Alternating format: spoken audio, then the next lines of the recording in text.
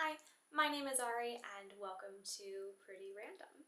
Here we talk about a wide variety of beauty and wellness related topics, so if that sounds like something you might be interested in, happy to have you. If you're a skincare beginner looking for tips on how to get and keep happy, healthy skin, then you have stumbled into the correct video. If you're not new to the skincare game, this might not be a lot of new information for you, but you are, of course, welcome to stay. We are going to talk about the basics today. So if you don't know what to do or where to start, not to fear, I got you. You will feel so much better by the end of this video and so much more confident in your skincare knowledge and abilities. I won't be recommending any products in particular so much during this video.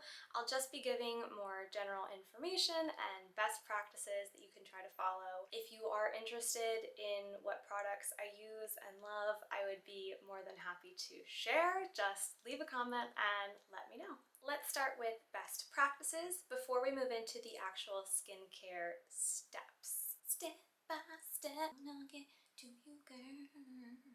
Some of these you may have heard of before and others may be completely new to you, but either way, they're all easy, inexpensive things that you can incorporate into your day-to-day. The first tip is to drink matcha and oolong teas. And that may seem kind of weird. It doesn't actually go on your face, but it's going in your body. And they both contain antioxidant and anti-inflammatory properties that can help with redness and irritation, inflammation, all that yucky stuff that can happen on your skin can help a little bit. The second thing is to wash and change out your pillowcases often. Pillowcases get so gross, and it's not necessarily something we really think about all the time, but it's good practice to change them out every couple of days if you can. A lot of stuff builds up on your pillowcase. Anything that's on your hair, any hair products, gets on your pillowcase.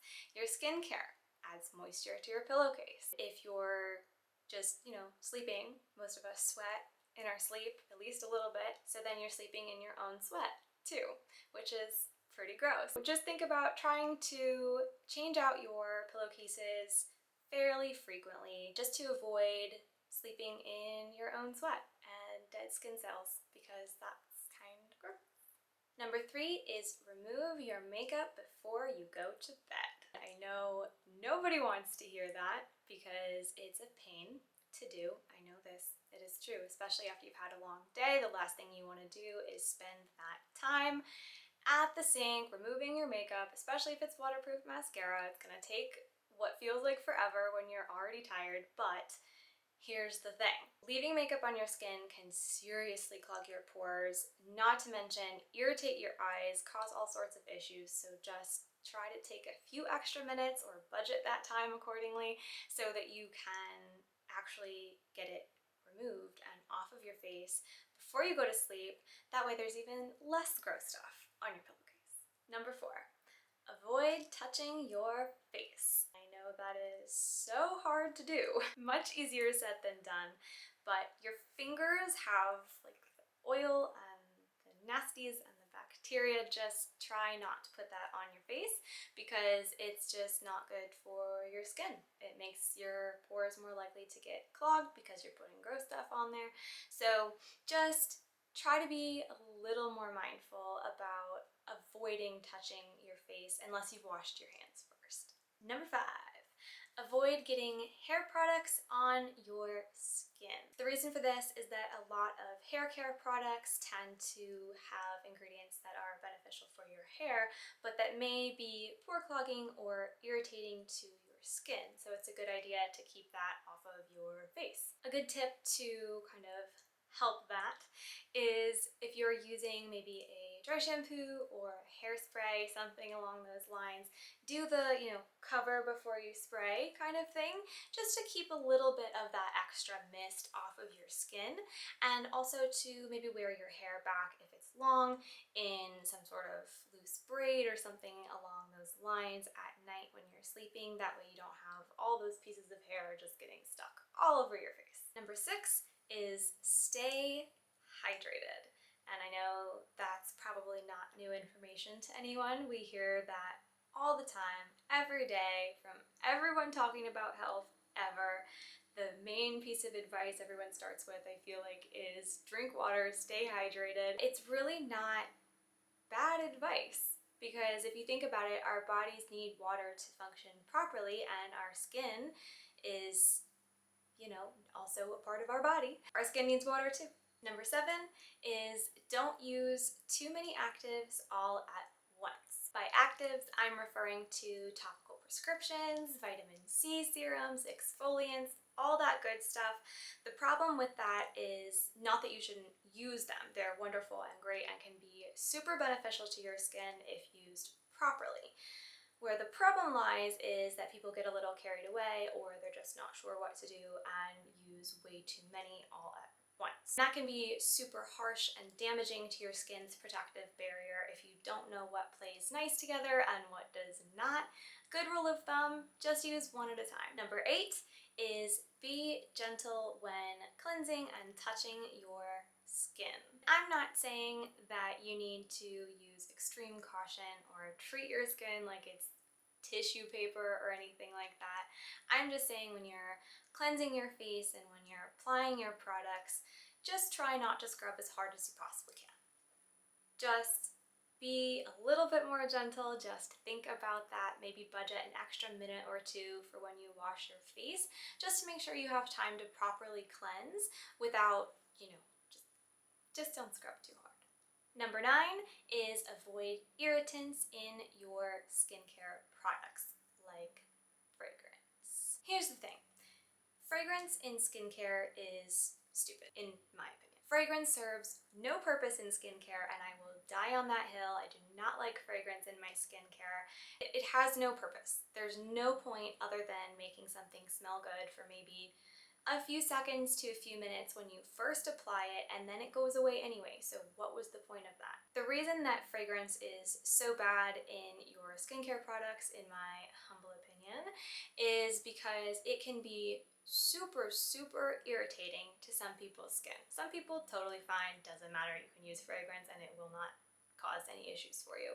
But a lot of people have very adverse reactions to fragrance in their skincare, and over time it can get worse. So there's really just no point in risking it, if you ask me. Alright, number 10, last one for the best practices, is to see a dermatologist. Yes, that is a little bit less inexpensive than the other things we've talked about so far, but it really can be a good idea, especially if you have a skin condition. Dermatologists have gone through so much school and so much training to be able to give you personalized recommendations for your skin, so it can be really beneficial to utilize their knowledge. Now, time for the steps to the actual skincare regimen. Woohoo! I will preface this though just by saying that this is a very basic routine that I'll be recommending, just what in my opinion are the essential steps, nothing extra, nothing fancy. Personally, I do sometimes add a couple extra steps into my routine, but more often than not, I just like to keep it simple and streamlined and something that doesn't take up crazy amount of time in my morning or my evening. Just keep it simple and get the job done. Skin doesn't really like to be overwhelmed, so there's usually not much need to use 50 different products every day when you're doing your skincare. It's time consuming and expensive, and honestly might end up doing more harm than good at the end of the day. So no need to do anything crazy, just stick to what works for you. Okay, let's do this. We've got 4 steps and one of them is optional, so I'm just going to list them out quickly and then we will break them down each one at a time as well. 1, you've got double cleanse. 2, any actives or extras, that is the optional step. 3, you've got to moisturize, and 4, sunscreen. Let's unpack this a little bit. The first step is the double cleanse. For a double cleanse, you're going to start with an oil-based cleanser. So that's an oil cleanser or a cleansing balm. That's what's going to break down any makeup or sunscreen or oil that your skin has naturally produced. Here's the thing with that. you don't want to leave any of that on your skin. So after you've rinsed that off, it's hard to make sure you've actually completely removed it. So you want to go in with a regular cleanser after that. You can pick which one you want based on your skin type and which one just works best for you in general.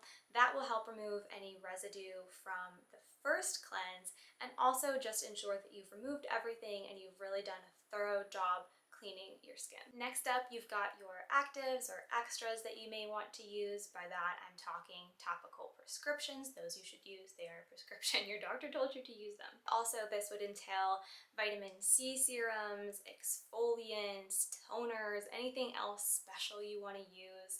That's where you would experiment with that most likely, just depending on what you're using, but usually it would go at this point in your skincare routine. Again, totally optional. The third step is moisturizer. So that's really just pretty straightforward. Put some moisturizer on your face, pick one that works well for you, and preferably that has no fragrance in it. And 4 is sunscreen. And I know not everybody loves to wear sunscreen. I personally am basically a vampire, so I wear sunscreen all the time, every day. The sun is great. It gives so much life to our planet and it makes you feel good when the sun is shining. And I'm not telling you to stay indoors and hide from the sun. What I am suggesting is that you use proper sun protection, because while the sun is lovely, it can do a lot of damage to your skin, both in the short and long term. It's a good practice to make sure that you are regularly applying sunscreen. And that's it. Seriously, that's all you need to do. You can always experiment with other products and trying new things and adding extra steps later, but those are really the basic steps that play well together on the skincare playground, and you can really rely on that sort of regimen for your skincare and you'll start to see results and everything will be lovely for you on that front. I hope this video was helpful for you if you're starting into skincare. Don't forget to like and subscribe, and thank you so much for watching.